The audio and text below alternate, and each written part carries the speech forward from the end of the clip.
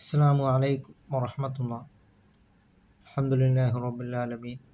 വസ്സലാത്തു വസ്സലാമു അലാ അഷ്റഫിൽ മുർസലീൻ വഅലാ ആലിഹി വസഹ്ബിഹി വസല്ലം.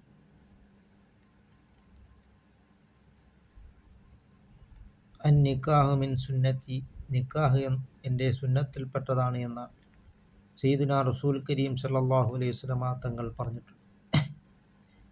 അതുകൊണ്ട് നാം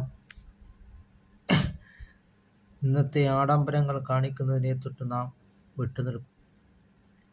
ഇന്ന് മഞ്ഞക്കല്യാണം, മിഠായി കല്യാണം എന്നിങ്ങനെ പറഞ്ഞുകൊണ്ട് അതിഭീകരമായിട്ടുള്ള ആഡംബരങ്ങൾ കാണിച്ചുകൊണ്ട് സമൂഹത്തിൽ തൻ്റെ പണക്കൊഴുപ്പ് കാണിക്കുകയാണ്. അതേസമയം ഈ കാശ് സമൂഹത്തിലെ ദുർബലരായ ആൾക്കാരെ സഹായിച്ചു കഴിഞ്ഞാൽ ആ സമയത്ത് ഒരു പാവപ്പെട്ട ഒരു യതീമിൻ്റെയും കൂടി പൈസയില്ലാത്ത ആൾക്കാരെ കൂടി കല്യാണം നടത്തിക്കഴിഞ്ഞാൽ അള്ളാഹുവിൻ്റെ അടുക്കൽ വളരെയധികം ഉന്നതമായ സ്ഥാനമാണ് ലഭിക്കുന്നത്. അങ്ങനെ നാം കല്യാണം നടത്തുമ്പോൾ ഫളുഫർ ബിദാത്തിദ്ദീൻ, ദീനുടേതുകൊണ്ട് നീ വിജയിച്ചോ എന്നാണ് സയ്യിദുനാ റസൂൽ കരീം സല്ലല്ലാഹു അലൈഹി വസല്ലമ തങ്ങൾ പറഞ്ഞിട്ടുള്ളത്.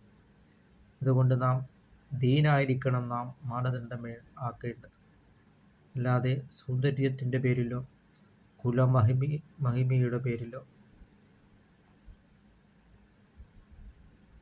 ഒന്നുമാവരുത്.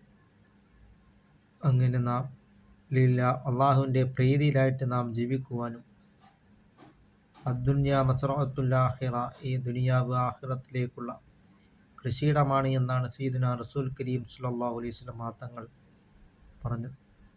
ഇന്ന് കല്യാണത്തിൻ്റെ പേരിൽ പലരും നിസ്കാരങ്ങളെ ഖളാ ആക്കുന്നതായ പ്രവണതകളാണ് ഉണ്ടാകുന്നത്.